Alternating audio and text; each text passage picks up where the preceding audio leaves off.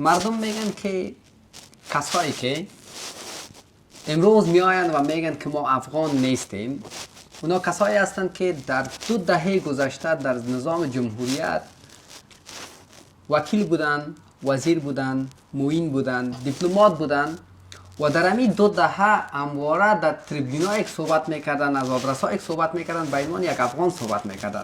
ولی امروز که افغانستان نظام جمهوریت حاکم نیست و طالبان به قدرت رسیده و منفعت از اشخاص در داخل افغانستان نیست، امروز میآیند و استفاده سیاسی میکنن و میگن ما افغان نیستیم، در حالی که در 2 دهه گذشته اینا همواره صدا بلند میکنن ما افغان هستیم.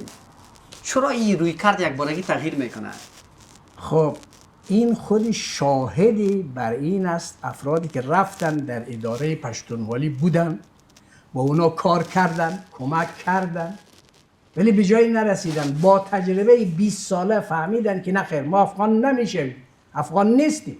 اینی که میگیم همش دروغ است. وحدت ملی ما دروغ است، دموکراسی ما دروغ است، حتی اسلامی ما دروغ است. اسلامی همه اینا کشک است، هیچ کدومش راست نیست. 20 سال یعنی شما فکر می‌کنید 20 سال یک تجربه باید حاصل کنید؟ ببینید این آقایانی که از دولت بیرون اومدن و حالا میگن ما افغان نیستیم، این خود شاهد است، خود دلیل است بر این که افراد ما رفتن، همکار شدن، کار کردن، ولی فهمیدن با گوشت و پوست و استخوان درک کردن که نه، افغان بقیه اقوام افغان نمیشود.